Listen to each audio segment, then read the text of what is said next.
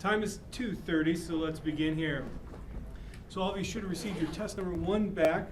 And as I said in my listserv post, there was the majority were A's and B's with a few much lower grades. If you'd like to discuss your grade with me, please feel free to come talk to me after class. I'd be more than happy to discuss it with you.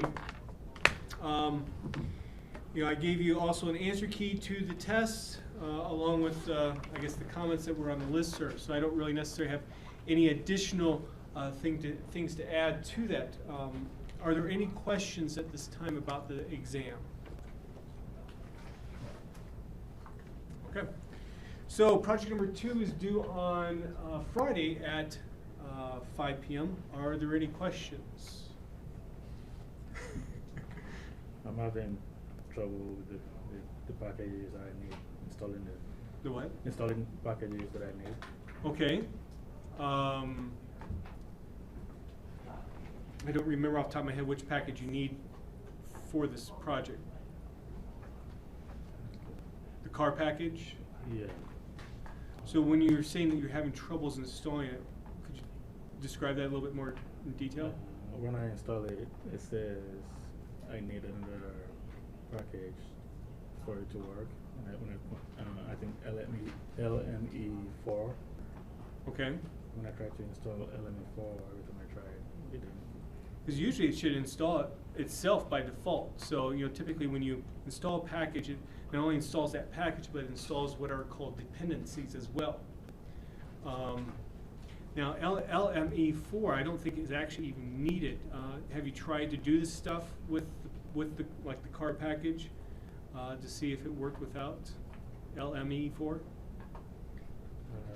I've tried, it didn't work.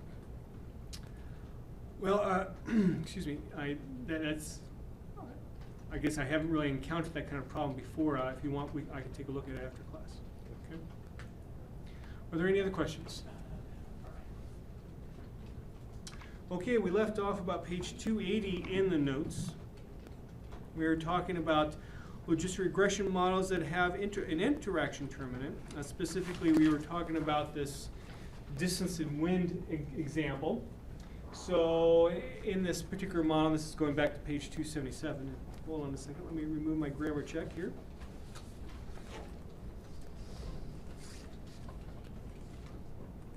Okay. So,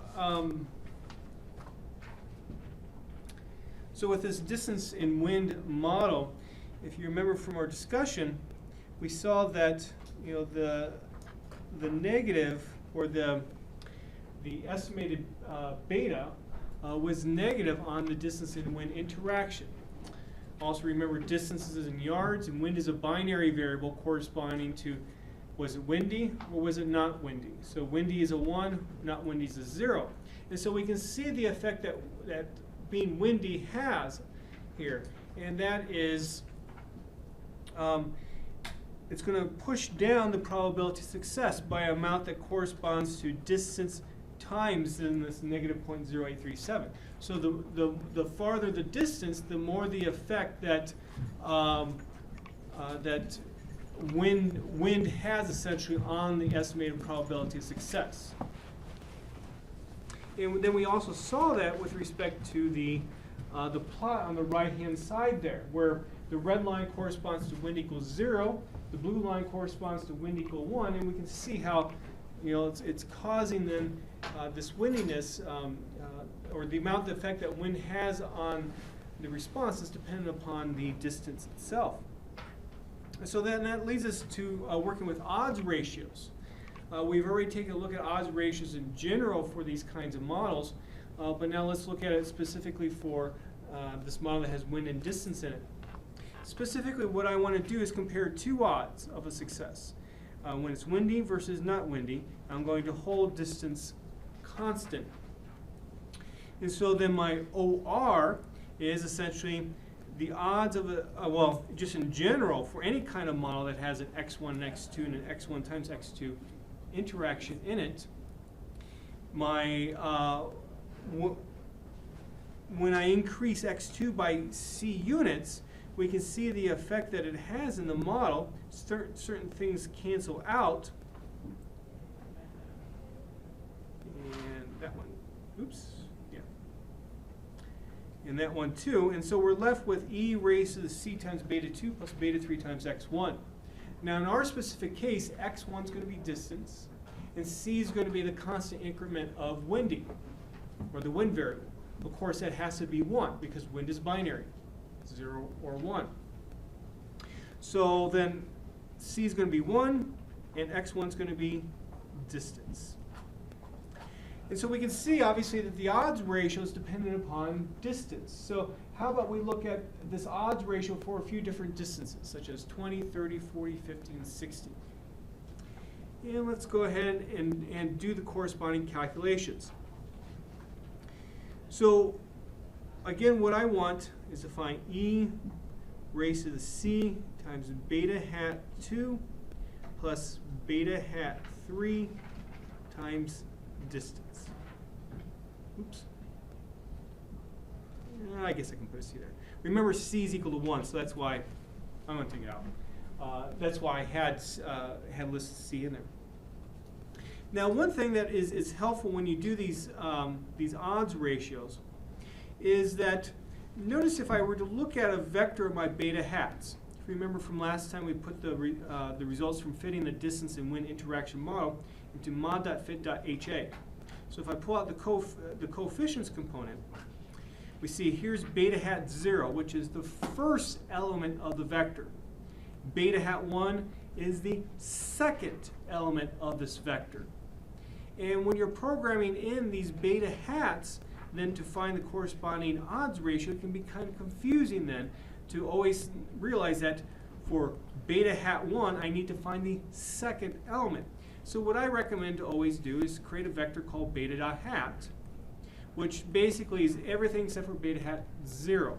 Because now, beta hat itself, the first element is beta hat 1. The second element is beta hat 2. The third element is beta hat 3. Okay, is everyone clear on that? Silence means yes. Okay. Again, C is 1. Distance, I'm going to go from 20 to 60 by 10. So 20, 30, 40, 50, 60. And then for every distance, I want to calculate my odds ratio comparing windy versus not windy. And that again is E raised to my beta hat 2 plus beta hat 3 times the corresponding distance. So go ahead and execute that. Oops. And here are my odds ratios. So at 20 yards is 2.2. So what does that mean in the context of this problem? The odds of success are higher for windy versus not windy at 20 yards, which doesn't necessarily make sense. Why am I not really concerned about this? Wind has pretty much no impact.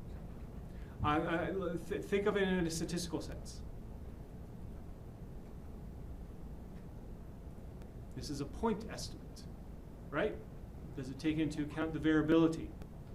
No. So when I do a confidence interval,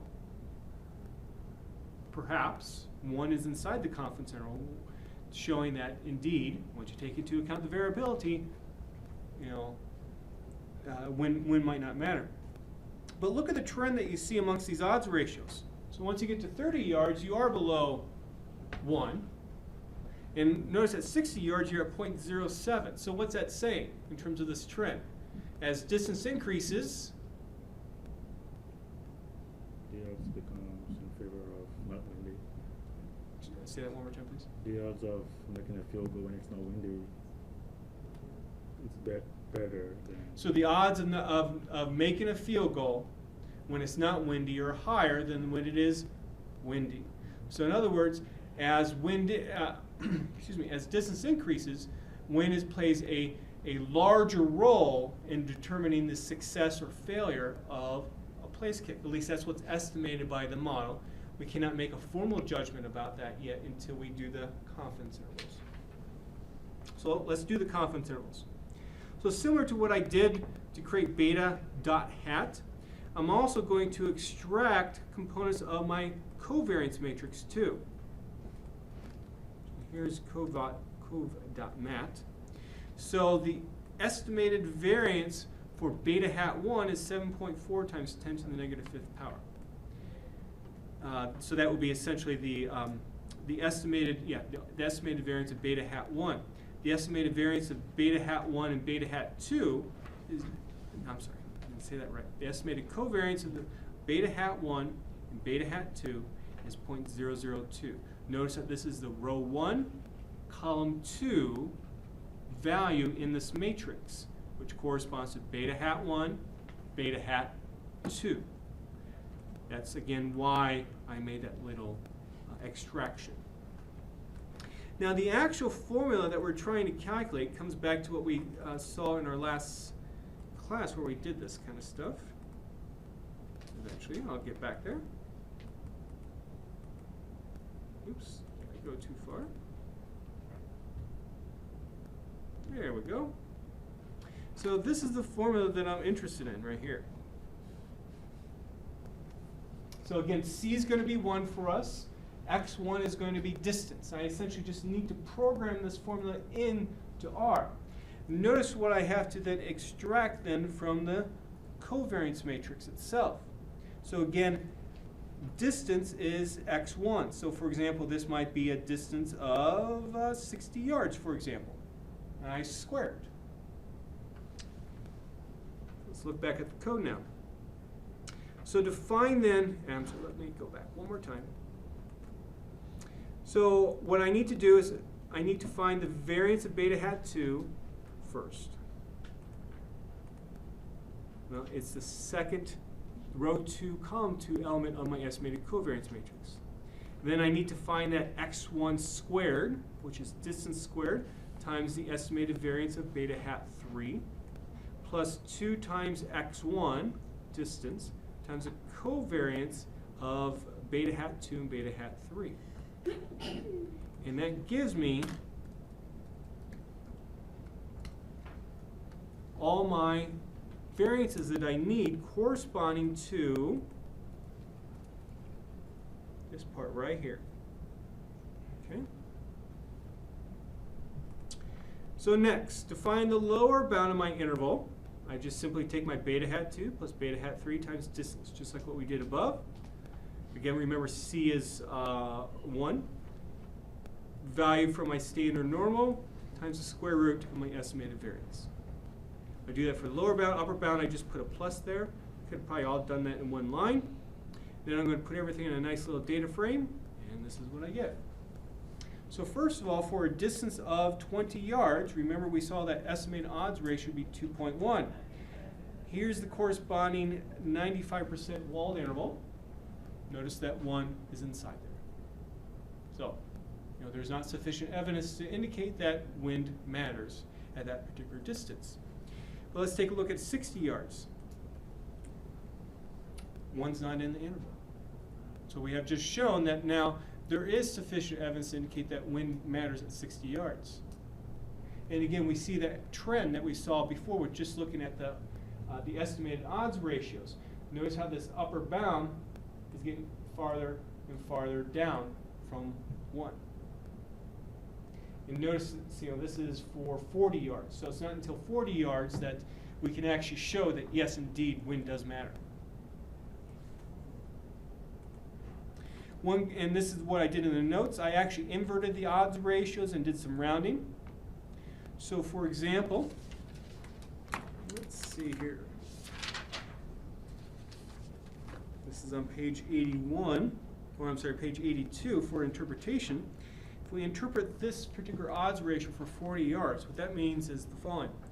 With 95% confidence, the odds of a success are between about 1.14 and 5.08 times as large for windy versus non-windy place kicks at a distance of 40 yards. That's your standard interpretation there. You have a success or failure? Success.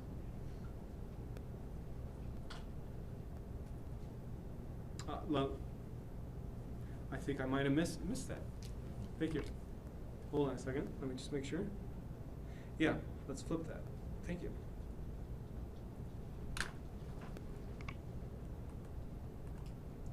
Thank you very much for questioning that.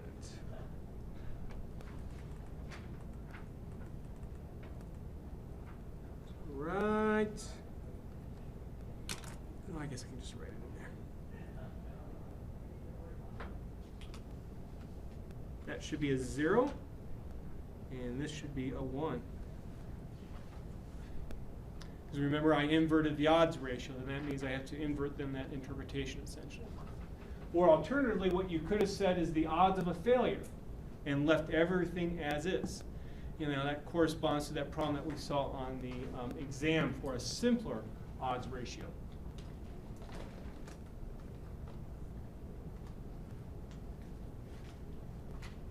Are there any questions?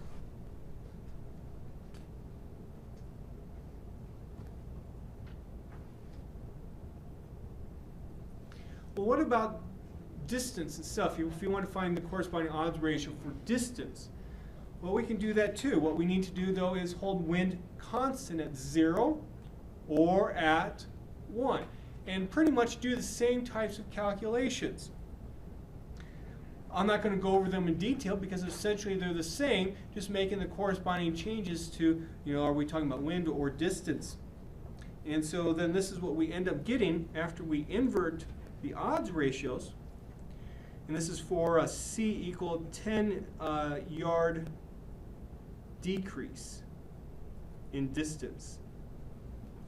So with 95% confidence, the odds of success change by amount between 2.54 and 3.56 times for every 10-yard decrease in distance under non-windy conditions. Notice with respect to windy conditions, the confidence interval is shifted higher. Well, again, think about why that happens. It's because, you know, windy is, let's say, an additional risk factor. We know that there is an interaction between wind and distance. So, and when you have windy conditions, that 10-yard decrease in distance is going to be more meaningful to you.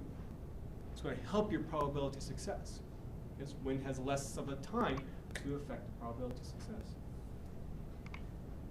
So make sure you understand how to do those calculations for that particular set of odds ratios. Well, what about profile likelihood ratio intervals? Well, what we can do is, again, use the MC profile package.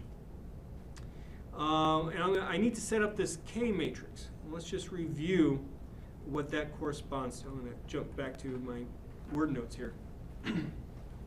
Okay, so we're going to do, first of all, the odds ratio corresponding to windy versus non-windy with distance set at a particular value. So this would be beta hat 2, make sure I get it right. Beta hat 2 plus beta hat 3 times distance. Okay, remember C is equal to 1, otherwise it would also have a C in there. So to use then the MC profile package, we need to set up this matrix K, which basically corresponds to the coefficients of these beta hats. And each column in this matrix is going to correspond to one of the beta hats. So for example, the fourth column corresponds to the coefficient that's on beta hat 3. And so we see in our odds ratio that essentially we have a 0 coefficient on beta hat 0 and also beta hat 1. So that's why you see 2 columns of zeros there. For beta hat 2, we have a coefficient of 1. And on beta hat 3, again, we have that coefficient that corresponds to distance. And so I'm simultaneously going to find essentially 5 different confidence intervals. I'm going to do all of them at the same time. So I have 5 rows, 4 columns. Are there any questions about this matrix here? Please make sure you include that by row equal true there. Because that means that R is going to put this vector of values inside that data argument. It's going to put it in by row. The default is by column. I think it's easier to see the by row for what we're doing, so that's why I did that. And this is what my matrix looks like. Okay, so to find the profile likelihood ratio interval, we first of all call the MC profile function, where the object argument corresponds to where we have fit the model, and the CM argument corresponds to this matrix. Again, coefficients matrix or contrast matrix, whatever you want to call it. And what this is going to do is find a whole bunch of negative 2 log lambda values for every row in that matrix, corresponding to what we would need for a profile likelihood ratio interval. And then we can specify the conf int function, where the object is all these negative 2 log lambdas. I'm going to set 95% confidence intervals, and I do not want any kind of family-wise adjustment. I put all the results then into my data frame after I invert my odds ratios, and this is what I get. Somewhat similar to what we had previously with the walled intervals.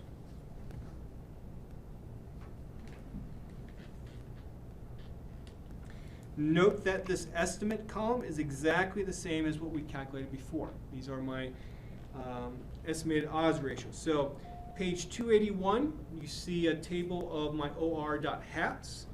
These are exactly the same as 284.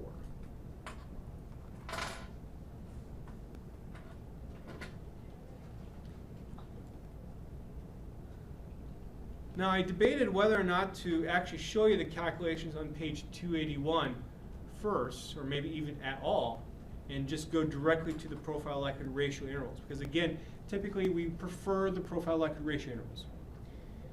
Also, again, these intervals are similar to the walled intervals because we have very large sample sizes. But I hope you will agree with me that doing these profile likelihood ratio intervals, how they're set up, is easier, and there's going to be less chance for error. All you have to understand is how to enter in that coefficient matrix. If you get that, essentially all the calculations are done automatically for you. And this is especially true if you wanted walled intervals. I mentioned before you could do walled intervals, but I just never showed it to you with this MC profile package. So there's a function called wall. And if you take that linear.combo object that we created with MC profile, take that, put that in there, put that into something called, let's say, save.walled, and then use the conf int function again with this save.walled, you get the exact same intervals that we got on page 281. So especially maybe even in a test situation, making sure that you understand this matrix format of how to enter in everything, I think could save you time, and also reduce the possibility of making an error. Because you don't have to extract things from the beta hat vector. You don't have to extract things from that covariance matrix. It's essentially all done that for you.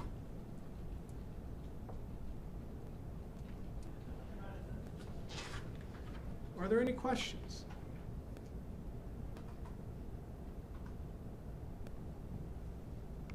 Okay, so on page 285, note that my program shows how to do the profile likelihood ratio intervals for a 10-yard decrease in distance. Make sure you look at that. And I think that question is confusing, so I'm just going to remove it from the notes. Okay, so we talked about interactions. Well, what about if you have some kind of polynomial transformation of your x in your model? What happens, well, how do you estimate the model, but also what happens to your odds ratios? And so we're just going to focus on quadratic terms. Extensions to cubic and higher is, I think, you're going to see what will be involved. So that's why I don't focus on those. Now let's say that I have the following model. Logita pi is equal to beta 0 plus beta 1 times x1 plus beta 2 times x1 squared. How do you tell R that that's the model that you want to estimate? Well, intuitively, you might think to do this in a formula argument. Formula equal y tilde x1 plus x1 caret sine 2. Well, what's the problem with that? Well, remember when we were dealing with interactions? If I did x1 plus x2 caret sine 2 in a formula argument, what does that mean? all pairwise interactions, and also their main effects, meaning just x1 and just x2. So that caret sign actually has a different meaning than what will be intuitive inside a formula argument. And so the way that R would interpret this is this. You want all pairwise interactions that exist between x1 and, well, nothing else. Well, of course, there's no pairwise interactions. Also, this says that you want the main effect for x1. Okay, well, guess what? You've already specified x1 there, so R would estimate the model that only has x1 in it, and that's it. No transformations, nothing else. That's how R would interpret that formula argument. So then, well, what can you do? Well, this is where this I function comes in R. And what the I function does, it basically tells R, and this might sound weird at first, interpret this code as you would expect. Seriously, if you look at the corresponding help for the function, that's essentially what it says. All that means is this, that when I put the I function around that x1 caret sign 2, it's going to interpret that as x1 squared, like we want.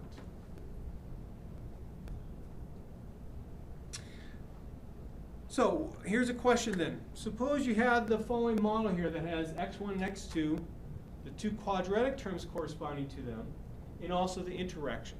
How would you code this in a formula argument? So you would say formula equal y tilde what? x1, x2. X1 plus x2.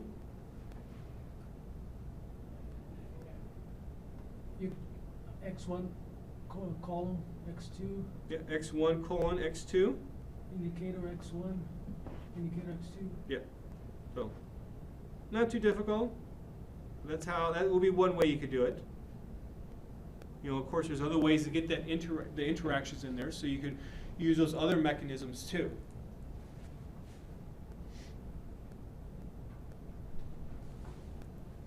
Well, what about odds ratios then? Let me make this a little bit bigger.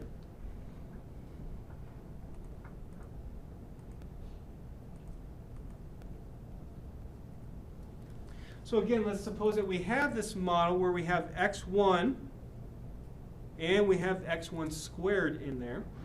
And I want to find an odds ratio to interpret the effect that x1 has on the response. And it goes back to basic principles. And that is, I'm going to find the odds of success at x1 plus c, divided by the odds of success at x1. And so we write out the two odds where we put x1 plus c in the numerator. And again, things cancel out. So beta zeros cancel out, x1 times beta 1 cancels out.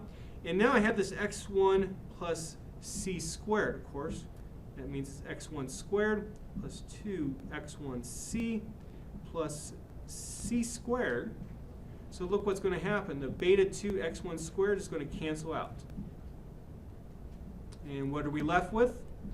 E raised to the c beta 1 plus 2 times c x1 beta 2 plus c squared beta 2. And you can do a little bit of math to simplify. You can factor some c's out in a few different places. And that's your odds ratio. Well, what about interpreting this odds ratio then?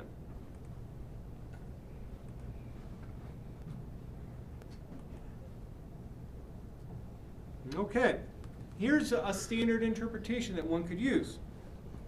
The odds of success change by that value times for a c unit increase in x1 when x1 is at a value of something. Notice I have this x1 here. This is the first time that we've seen these odds ratios dependent upon the actual explanatory variable value itself. We can actually even do better in interpretation. Because notice that I'm talking about a c unit increase in x1, and I'm comparing it to whatever we're at, let's say just at x1 itself. So why don't we just take that into account when we interpret this? So we could say instead, the odds of a success are e raised to the stuff times as large for x1 equal to something plus c, then for x1 equal to something. So for example, let's say distance was 30 yards. Okay? And we want to look at a C equal 10-yard increase. So we would say the odds of a success are such and such times as large for x1 at 40. I'm sorry, for a distance of 40, than for a distance of 30. That's how you have to interpret these now. So it's not as nice as it has been before, when we didn't have any kind of interaction in the model, and even when we did have an interaction in the model. What about a walled confidence interval? Well, it's kind of what you would expect. You know, take that part of that linear combination of the betas with the x's with the c's that we know is needed for the odds ratio, and you also insert that then in your variance formula. And you can again derive what that estimated variance is simply using the expression that we first learned back when we were doing confidence intervals for pi in chapter 2. So, you know, one could use you know, the MC profile package as well to find the walled interval and also to find the profile likelihood ratio interval. Please remove that little, I guess, warning message that I had there on page 88. Again, what you need to know is, well, what are the coefficients of the beta hats? So for example, in this case here, we see for beta hat 1 in that matrix, I'm going to have to put in a coefficient of C. And then for beta hat 2 in that matrix, I'm going to have to put a coefficient of C times 2x1 plus C. Once I have that, then I could just tell my MC profile, go get the interval. Let's take a look at an example. So this is actually a program that's on my course website, and it's not on the book's website. And so we're going to look at simply what happens if we have distance squared in a model that had just previously distance before. Let's see what happens. So to estimate the model, we use exact same code as before, but now we use that I function in there. This is what we get. So take a look at the row in our coefficients table. So the beta hat 2 is 0.0017, so it's positive. You know, think about, you know, when in your algebra class when you had a positive coefficient on x squared term in a model, or in an equation, you know, what does that mean? Take a look at this p-value here. So this is a wall test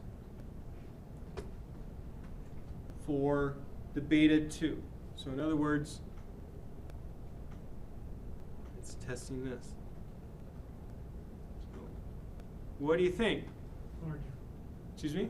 Marginal. Yeah, marginal. So there's marginal evidence of a need for a quadratic term from this particular hypothesis test.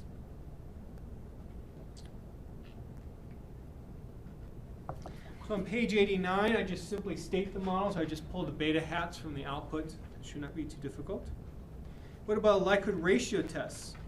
Well, again, there's a number of ways to do it. This time I use the capital ANOVA function to do it. And I get a p-value of 0.028. Similar to the wall test because, again, we have a large sample size. Typically, if I had a smaller sample size, I would prefer to do the likelihood ratio test. It's going to have better properties. Well, how about a plot? You can see my program itself for the plot's code, and this is what we get. So the red line is what we've had before always, with just distance in the model alone. And the blue is with the linear and the quadratic term. Interestingly, if we're about 20 to 50 yards, the models are just about the same. Where is the difference? It's for the really long Placekicks. But notice also, we really don't have a whole lot of information out there to begin with. Again, the plotting points are drawn proportional to the number of observations. And so we know that this corresponds to one observation apiece. This corresponds to one observation apiece. And so, essentially, we're making this judgment that maybe a quadratic term is needed based upon very, very few observations. And I'm not very comfortable doing it. So because of that marginal result, and what I see in this plot, if I had to pick a model, I choose the one with just a linear term in it.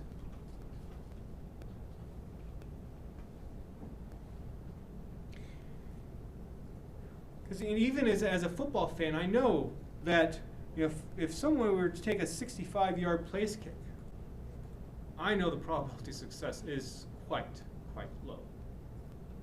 And I want things to be going down faster right there than what's happening there, where it seems like it's starting to level off. Again, that's using my football knowledge. I wouldn't expect you to do that in this class, but this is where your subject matter knowledge for whatever application you might be doing something like this thing could help to make a judgment.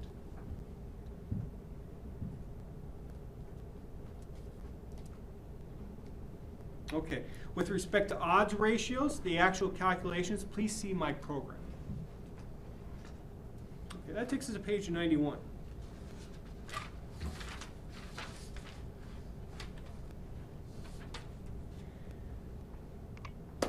Okay, so now we're going to talk about how to include categorical explanatory variables in your model. If you've had a full-blown regression course like Stat 870, we're essentially going to use the same techniques. The one thing that will be new to you is, well, how do you interpret the odds ratios? How do you calculate the odds ratios? But it's not going to be too difficult. If you haven't had a full-blown regression class, that's okay. I wrote this basically at a level, assuming that you did not. Now, what I mean by categorical explanatory variable is like, for example, the change variable in our Placekick data set, meaning it's a lead change Placekick or it's not a lead change Placekick. There are categories, obviously, for that explanatory variable. The way that we ended up representing that two-level explanatory variable, two-level categorical explanatory variable in the model was what we created one variable that was binary. Lead change of 1, not a lead change, give it a value of 0. Those kind of variables are called indicator variables. It indicates, was it a lead change Placekick or was it not? And you use a 1 or a 0 to do that. I want to emphasize that it had two levels, this categorical variable, in it. It only took one indicator variable to represent it in the model correctly. In general, if you have a categorical explanatory variable with q levels to it, you need q minus 1 indicator variables to represent it in a model. So let's talk about why. Also, if you want some more background material, you're welcome to take a look at my Stat 870, my regression analysis course notes, which talk about this kind of stuff too. Let's say I had a categorical explanatory variable with 4 levels. And let's just say that the levels happen to be denoted by A, B, C, and D, for the lack of a good example. Since it has 4 levels, we need 3 indicator variables in our model to fully represent that one categorical explanatory variable. And this is how it could be coded. So I've listed out my 4 different levels, and also I've listed out 3 indicator variables represented by x1, x2, and x3. If we take a look at x1, what that's going to indicate to us is my categorical explanatory variable for a particular observation, is it equal to B or not?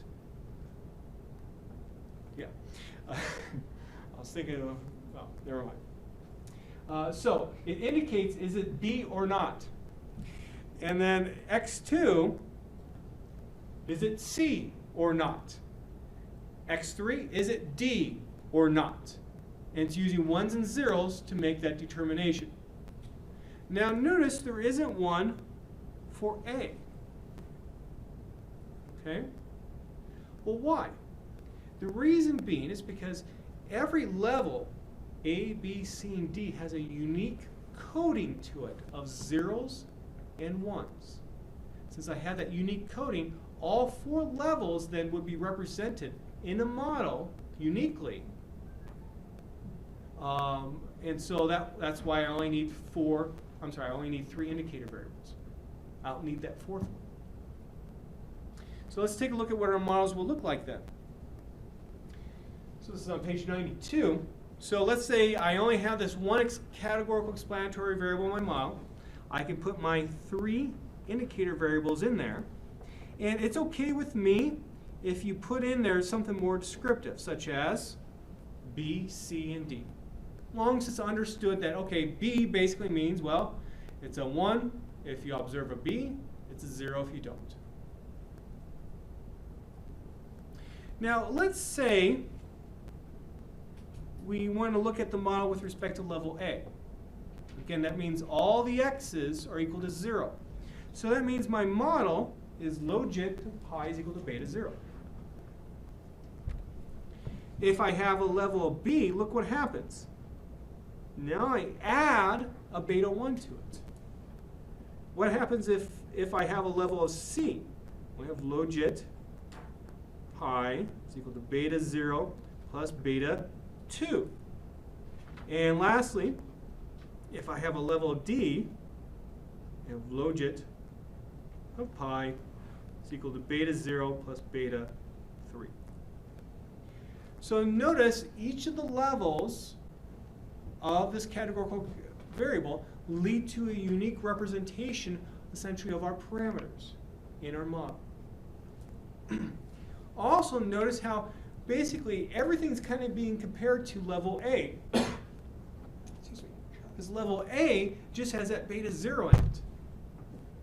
And if it's something other than A, well, we just add a parameter. So essentially what this beta 1 is doing is comparing level B to A. This beta 2, in the end, is comparing level C to A. If you've had State 802, this should be very, very familiar. You know, just think of a completely randomized design where you have one factor that has, let's say, 4 treatments to it. This is essentially what this is. Well, how does R treat categorical explanatory variables? Well, if R sees some kind of character coding to an explanatory variable, so let's say it reads in maybe a comma delimited file where the variable, let's call it categorical. The variable is called categorical, so it's a column of data that's called categorical, and let's say it has the actual letters A, B, C, and D in it, in your comma delimited file. When R reads that in, it recognizes, oh, those are characters there. So that means that word categorical corresponds to a categorical explanatory variable, and it's going to treat it what's called as a factor. So it's going to have a factor class type. We've talked about every object has a particular class type to it. Categorical explanatory variables have a factor class type. And R automatically orders the factors. I mean, it doesn't change your data at all, but it keeps track of how many levels do you have for a factor. And it keeps track of the ordering. This is going to be very important to us. And this is how it orders it. So let's say you have a factor that has A, B, C, and D in it. Well, it's going to put level 1 as A, level 2 as B, level 3 as C, level 4 as D. It's going to put them in alphabetical order. But let's say you also have some uppercase and lowercase letters. Remember, R is case sensitive. So it will always put the lowercase version first in comparison to the uppercase version. And lastly, suppose you even have some numbers as levels of a factor.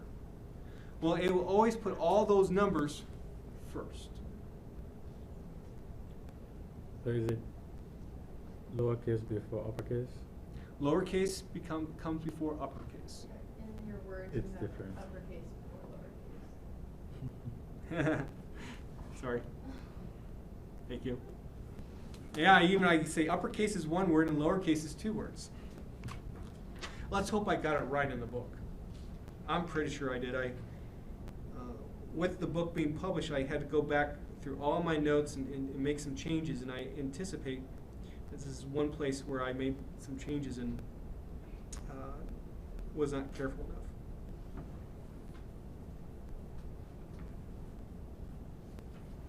I will double check that, but I am 95% confident. Of course, no statistician ever has to be 100% confident. I am 95% confident that is lowercase comes before uppercase, like as I have shown here. Oh, word, don't do this to me. Okay, as I have shown here. But if I am wrong, I will post something to the listserv after class. Okay. Now you can actually see how R does this ordering too by using the levels function. So put inside the parentheses some factor that you have. It will show you the levels in the order that R is treated. The reason why that is so important comes back to how these indicator variables were found. If you notice, I have purposely put the levels in alphabetical order. But also if you notice, I decided to make level A that all zero level, what's often referred to as a base level. That's how R will do it. Whatever R recognizes as the very first level of a categorical explanatory variable, that will be the base level, the all zeros level. And then everything else will have its own, let's say, corresponding indicator variable or level. If you have experience with SAS, please note that SAS does not use this exact same way to create indicator variables. Instead, what SAS would do, erase that, SAS would basically take that and put it down there, and then move that up. That makes sense? Okay. So SAS uses the set last level equal to 0 format for creating indicator variables. R uses the set first level equal to 0 format. Now what this is going to mean is that when you estimate one of these models, whether in R or SAS, you're going to get different beta hats. But don't worry, your pi hats, your predicted values will be exactly the same. It doesn't matter. You can try that as an example. You can try, try an example, in R, and see what happens.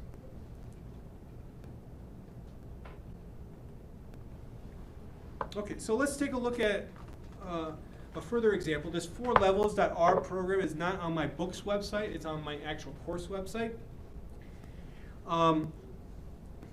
Let's say that I just simply create a data frame.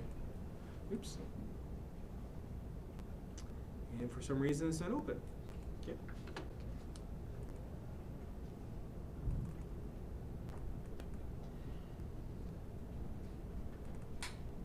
Okay.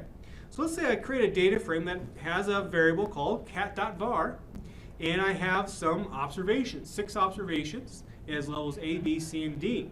So I just read that in, and there's my set 1. I'm going to use the class function to show you that indeed R recognizes this as a factor. Then when I use the levels function with this particular factor, look what happens. R orders it. A, B, C, and D. Those are the orderings.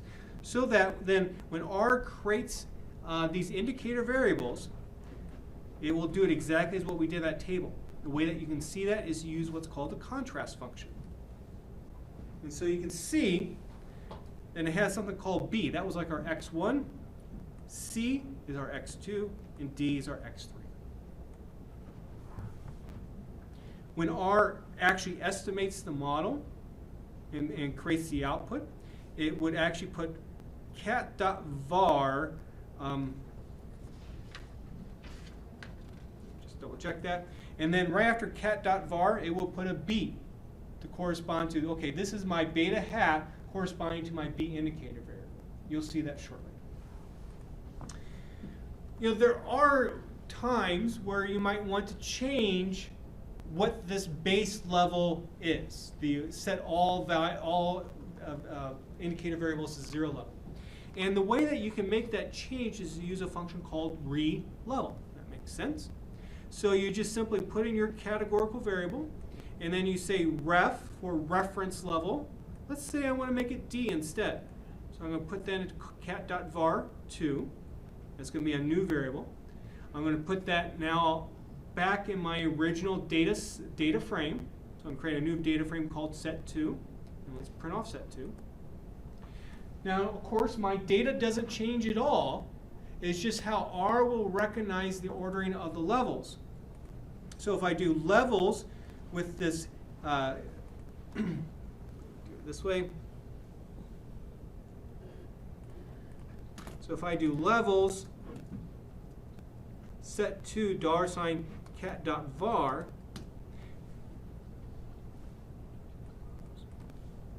and then also with var2, you can see that now R has changed the levels. So the D level will always be with all the indicator variables equal to 0.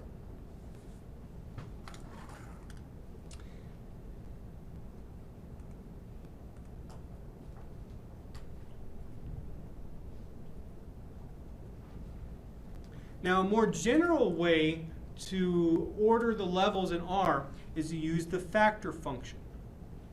So if I say factor my variable of interest, I'm going to go back to my set1 with cat.var. And if I say levels equal, and I can give it any kind of ordering that I want, as long as those levels exist in cat.var. And suppose I put this directly into set1 as cat.var3, you get the same output as before, same observations, it's just now R does do the reordering. Okay. So some additional comments. Note that in the Placekicking data set, the change variable was already coded as 0s and 1s. That's why we didn't necessarily have to deal with this. There are going to be times where a categorical variable has numerical numbers or has numerical values to them. So perhaps you have a 3-level categorical variable, and for some reason the levels are coded as 1, 2, and 3. It doesn't necessarily mean that level 3 is greater than level 1. It's just that's the way it's coded. Well, when R reads in your data, let's say originally from some kind of data file, it's going to see that, oh, that's numeric. Okay, that means that's a numerical variable. And it won't recognize that indeed this is a factor, and that whenever you include that variable in your model, indicator variables would need to be created. So in order to tell R that this is indeed a factor, there's a few different ways to do it. One way is that when you use your formula argument, instead of just putting x in there, put factor parentheses x and parentheses. That tells R, hey, it's a factor. Alternatively, similar to what we had just done in the previous example, just create a new factor in the data frame with the factor function.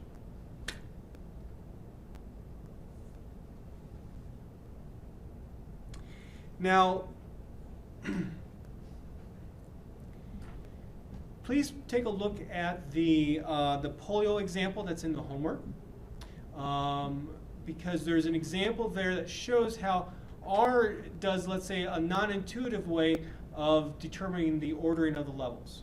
And it's just because of when we created the data set originally with the array function, because it was a contingency table, the levels of, I think it was the treatment variable, were ordered in a non-alphabetical way. And R takes those levels in that order. So take a look at the homework. You'll see what I mean. And let me know if you have questions. Okay, finally we get to an example, a real data example. So this is actually based upon an actual consulting problem that my co-author had, where they were interested in understanding how one could control the spread of a particular virus amongst plants, specifically tomato plants. And if you don't know this already, basically insects can spread viruses to plants. So let's say an infected insect might go feed on a plant, and during that feeding process essentially transmits the pathogen, let's say, to a particular plant.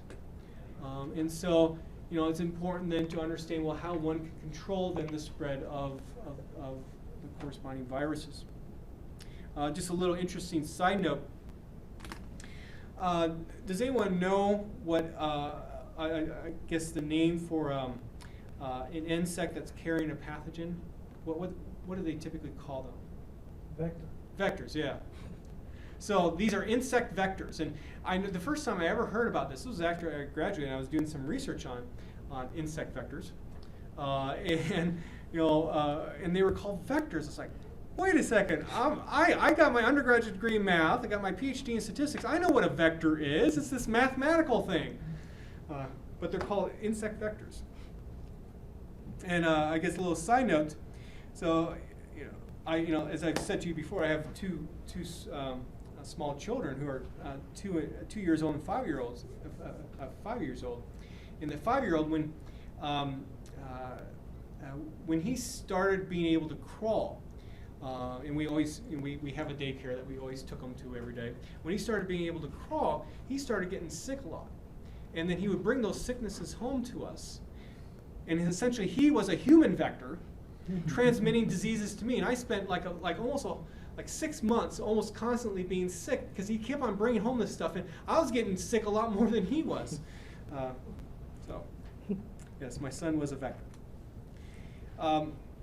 So what we're interested in is this tomato spotted wilt virus, and we want to control these insects called thrips that can spread it. And so what was done, and this is a typical situation, some greenhouses were set up where they had 100 tomato plants in each of them, and what they did was they introduced the virus to this greenhouse one of two different ways. One was to interdisperse additional infected plants into the greenhouse, and also put some uninfected thrips in there too. So you would think the thrips would be feeding on the infected plants, then they might then go feed on an uninfected plant and perhaps spread it. Also, some thrips that were infected, or felt that they were infected, were released in the greenhouse too, in other greenhouses among situations where they had uninfected plants. Now, to control then the spread of the virus, they decided to introduce either predatory spider mites, or they try to control it with a pesticide, or none, no control at all. And so what we have here is a two-factor experiment. The first factor has 2 levels to it, how the virus is introduced. The second factor has 3 levels to it, how they're trying to control the virus. And after about 8 weeks, the researchers went back in there and looked at how many of the 100 plants were infected. So for example, the first greenhouse, they used infestation method number 1. So the first one, and they try to control with a chemical or pesticide. Of the 100 plants, 21 came down with the disease. For infestation 2, try to control with a chemical.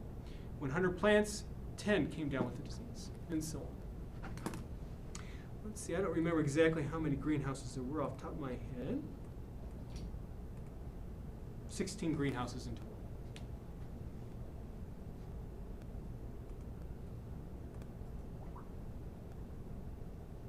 Okay, so let's now take a closer look at these categorical explanatory variables.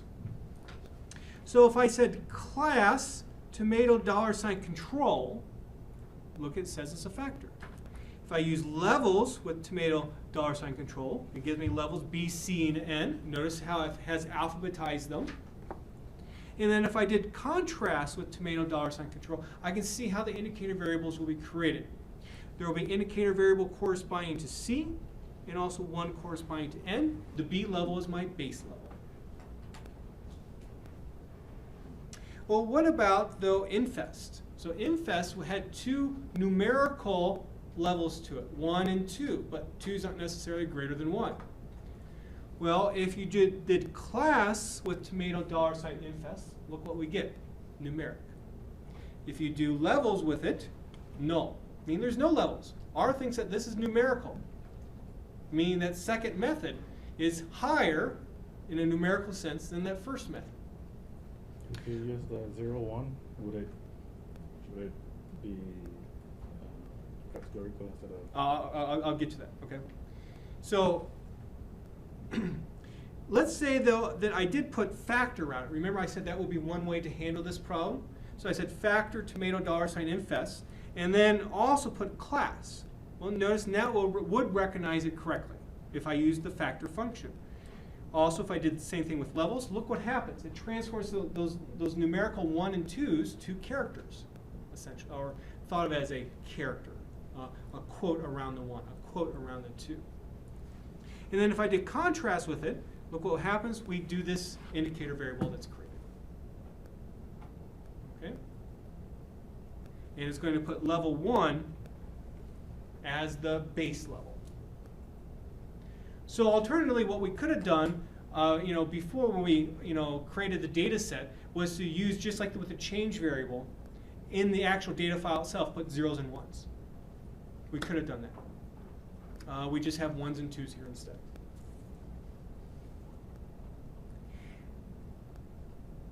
So if I want to now change this to a categorical explanatory variable, I can say factor tomato $ infest, and I'm going to put then that right back over the previous infest variable in that data set. So what this is doing is essentially writing over the previous infest variable.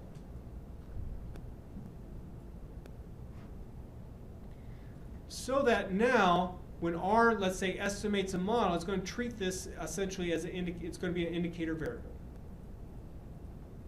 So, your options again are, you can create the indicator variable prior in the actual data file itself, or you can use techniques like this to create an indicator variable. Okay, so let's take a look at how we can estimate the model. Now remember, we have binomial observations here. So what do we have to do to incorporate the binomial observations? You need to make sure you put the number of trials, which represents the number of plants, 2 places in your GLM call. Virus 8 is the response. It's the number of plants that come down with the disease. And then I'm going to estimate a model that has infest in it and also control in it. We will look at an interaction later. I summarize the model fit then. This is what we get. So in this output, notice, this is what I was alluding to before, R uses the actual categorical explanatory variable name, and then right after that name, it puts the level corresponding to that indicator variable. So notice with control, again, we have 2 levels, or 2 indicator variables, one for C, one for N, and we have then the corresponding beta hats. For infest, notice that level 2 corresponds to when infest essentially is equal to 1. Level 1 corresponds to when infest is equal to 0, I guess you could say.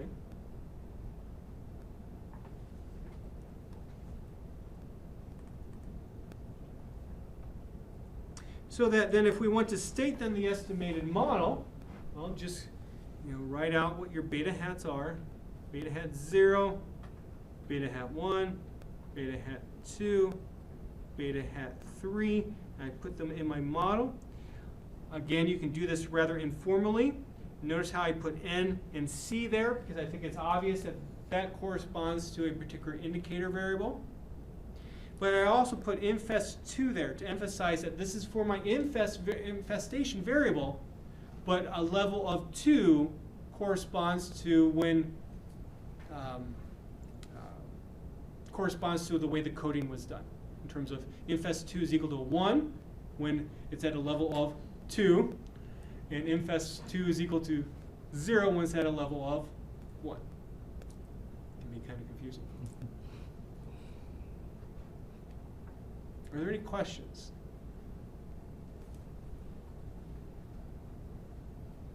Okay. Well, let's take a look at the model itself, and we can get some initial impressions of what this model is telling us.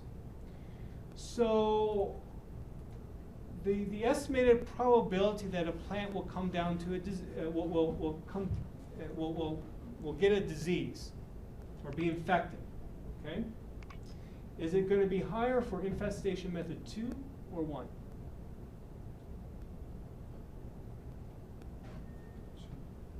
2, because there's a positive coefficient on it.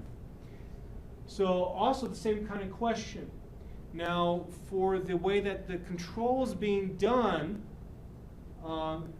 which control method is going to lead to the larger probability of a plant getting a disease? None, which makes sense. Which is going to lead to the lowest probability? Chemical pesticide. Yeah, the chemical pesticide. And so if I asked you then about, well, what about the, what was level B again? The predatory spider mites. So, let's say that the coefficient on that C there was positive. Then in that particular case, it would be the predatory spider mites that would have the lower probability. Because in the other two cases, it's always increasing the probability because there was a positive coefficient. So you cannot forget about that base level. So this is in the sample though. We still don't know if we have enough evidence to conclude that this will be in general for any, let's say, tomato situation. Okay, well, let's take a look at page 101. And we're going to do hypothesis tests. Because now what we like to know is, well, is this explanatory variable truly affecting the probability of success? And if I again go back to the case where we have 4 levels for a categorical explanatory variable, so we're no longer in the data example, and those are the only corresponding, that's the only corresponding variable in our model. In order to determine if this categorical explanatory variable has an effect on the response, you can't just look at beta 1 itself. You can't just only look at beta 2. You can't just look at beta 3. You have to test all of them simultaneously because we want to test the entire categorical explanatory variable. So the null hypothesis model, or null hypothesis, would correspond to all those betas representing that explanatory variable being set equal to 0. The alternative would be, okay, at least one of the betas does not equal 0. So that means at least one of the levels has some kind of effect on that response. So we could do a wald test that tests all of them simultaneously. I don't think that's worthwhile to discuss how to do that. Instead, we'll focus on likelihood ratio tests. Note that one should not, let me emphasize, one should not do the individual hypothesis test for the betas, because that's not testing the entire categorical variable itself. It's only testing essentially one level at a time.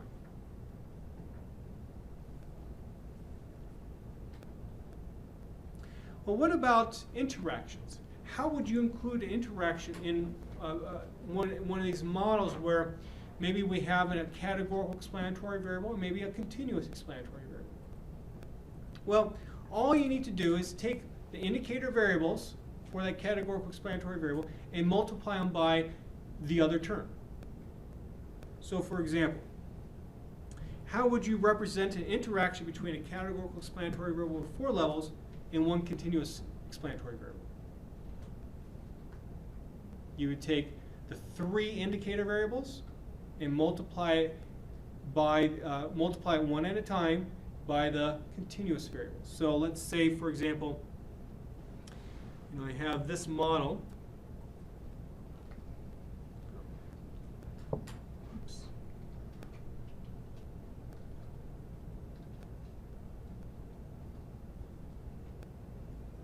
So let's say my continuous explanatory variable is called Z. For some reason I decided to call it Z4. I don't think we need to do that. So to get an interaction between this categorical explanatory variable with 3 levels and with z, all you need to do is take beta 5 times x1 times z plus beta 6 times x2 times z plus beta 7 times x3 times z. So you do all possible multiplications. That would be for a pairwise interaction.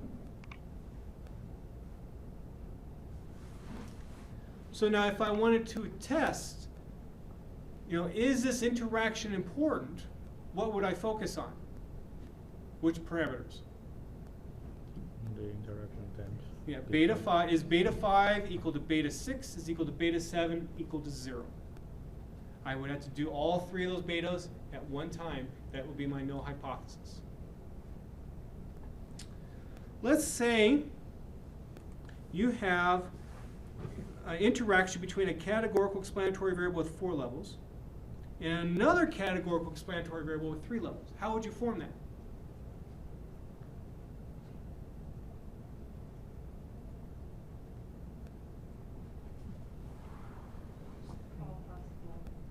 Yeah, all possible pairwise combinations of the indicator variables of the 2 different categorical explanatory variables. So how many additional terms would be in your model when you included the interaction?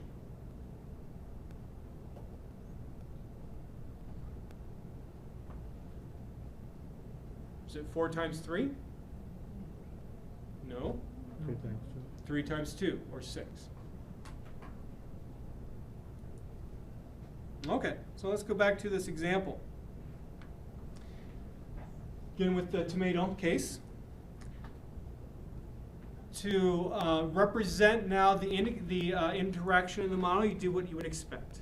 Put infest, colon, control in there. And let's look what happens.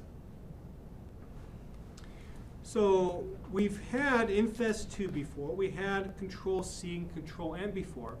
Now all that R does, it takes those indicator variables essentially and multiplies them together. So the indicator variable for infest 2 is multiplied by the control C indicator variable. Infest 2 times the control N indicator variable. And I'd be probably interested in then testing, well, is this interaction important or not? And again, that's where the capital ANOVA function comes in handy. So I just put in the results from GLM in mod.fit.inter for interaction. And R then performs the hypothesis test that I need. So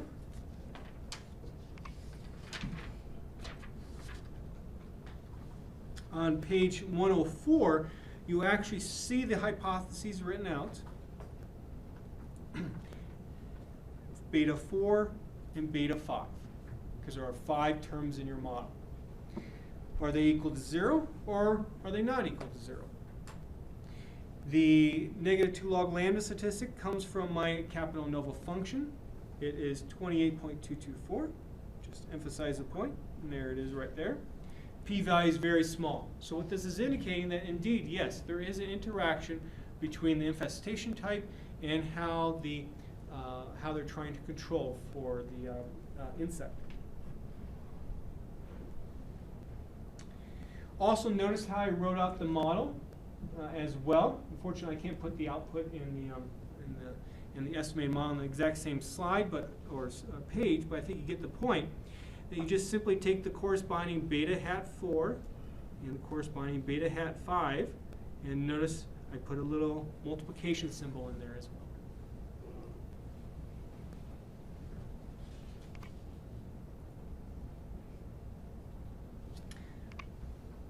well. Okay, so one last thing here is, what does this, for control here, what does this p-value represent? What is it actually testing?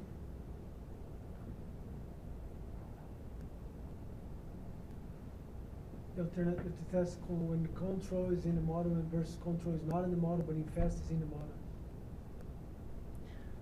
Yes, but so the key is the interaction is not in any of the models, either the null or the alternative. And we kind of talked about this first when we first looked at interactions. That's the key.